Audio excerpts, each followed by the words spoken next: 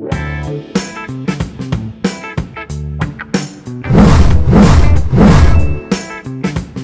problem on resultant of forces. I think medyo maraming sample problems na tayo na ibigay sa topic na to, no? On resultant of forces and force components. I think nakalagpas 10 sample problems na tayo, no? So, i-check na lang dun sa playlist natin sa statics of rigid bodies. Nandun yung mga sample problems natin.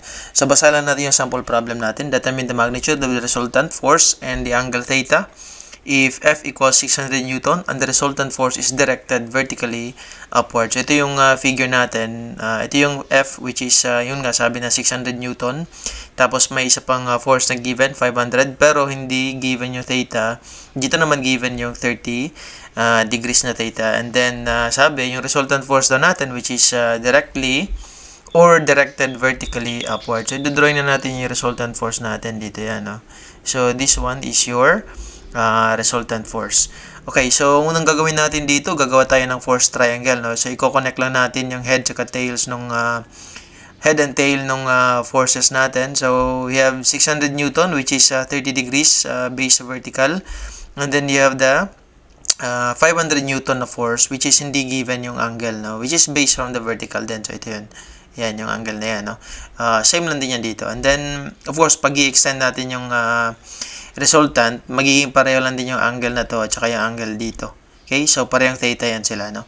So, para magawa yung triangle, i-connect lang natin yung tail dito sa first force and then yung head dun sa second force, which is the 500 Newton. Makukuha na natin yung resultant force. So, pag i-examine natin yung triangle, meron tayong dalawang given na members.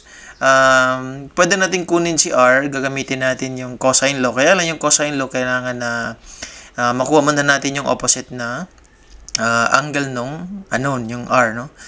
So, kukunin muna natin yung alpha. Pag sine law naman, wala tayong opposite angle dito sa theta. So, dalawang angles yung hindi given. So, therefore, hindi rin pwedeng makuha natin yung R diretso gamit yung sine law. So, kukunin muna natin yung alpha para magamit natin siya sa cosine law. So, paano ba makuha yung alpha? Gagamit tayo ng sine law. So, bali mauuna natin makuha dito yung direction na theta, no? Hindi yung magnitude. So, gagamit tayo ng sine law. So, yung general equation ng sine law ay ito, no?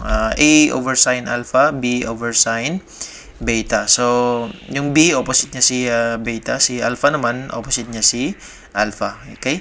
So, based dito sa figure natin, yung given angle is 30. So, meron tayong 500, opposite niya. And then, 600, makukuha natin si theta kasi sila yung opposite. So, we have 500 over sine 30 equals 600 divided by sine 60. Tapos, ilipat natin yun sa kabila. Lipat din to. And then, yung 600, lipat din. So, yung equation natin, magiging ganito, no? Simplify natin. We have 600 sine 30 over 500. Tapos, pag i-evaluate natin yan sa calculator, we have theta equals 36.87. Pero i-confirm pa rin natin sa calculator natin. We have 600 sine 30 degrees. Yan, divided by 500. So, that's 0.6.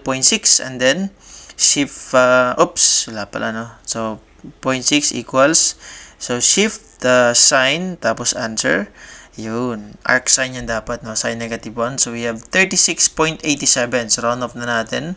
Ito ngayon yung direction ng resultant natin based dun sa 500 Newton na force. Ito yun, yung theta na yan, no? So, ibabox na natin yan. Confirm naman sa calculator natin. So, yun na yun yung value ng theta. Yung sabi dito sa problem natin. Okay? So, meron na tayong theta equals 36.87. Ngayon, makukuha na natin si alpha. So, si alpha lang naman ay difference lang ng 180 minus 30 minus 36.87. So, ito yun, no? Ayan. Na-mention na kasi natin na kailangan natin gumamit ng cosine law. So, ito yun. Pero, yun. Ito yung pagkuha ng alpha. So, again, no? Galing lang yan dito. Nakuha na kasi natin si theta. So, we have 180 minus 30 minus alpha. You get, minus theta, you get alpha. So, yung 180, yan yung sum ng interior angles natin for a triangle. So, dito yan galing sa n-1. Hindi siya n-2 ba? Tama. n-2. So, sorry, medyo nakalimutan natin. So, you have n-2 times 180. So, yung n dyan is yung number of sides. So, for a triangle na meron tayong tatlong sides. That's 3 minus 2, that's 1, times 180. You get the total sum, no? Sum of interior angles. Yun. Okay, so that's 180. So 3 minus 2, 1, times 180, 180. So, kaya meron tayong total na 180 degrees. And then, minus 30 minus 36.7. Yung matitira is 113.13. So, ano pa rin natin, double check. So, 180 minus 30 minus 36.87. That's 113.13. Confirm naman. So, ito na ngayon yung gagamitin natin na angle para mag-perform tayo ng cosine law. So, again, yung cosine law is, ito yung general na equation niya. Base lang yan dito, no? So, pag given si B, tsaka si A, tapos yung angle na opposite ng C, magiging ganito yung equation niya. So, ganun yung nangyari dito sa figure natin. Unknown si R, given si 500 or yung A, si 600 or yung B, tapos yung alpha, which is yung opposite na angle ng R. Okay, so ito yung magiging equation natin. R squared equals 500 squared plus 600 squared minus 2, 500, 600 cosine 113.13. You get 919.61. Confirm natin sa calculator natin. That's alpha x squared. Alpha equals 500 squared plus 600 squared minus 2 times 500 times 600 times cosine of 113.13. So, that's 919.61 Newton. So, confirm naman yung value natin for the magnitude of the resultant. Okay? So, yun na yun, no? Para sa sample problem na to. So, mapapansin nyo dun sa mga previous sample problems natin, puro sine law at cosine law lang yung madalas na nagagamit, no? Kapag dalawang forces lang yung involved. Okay?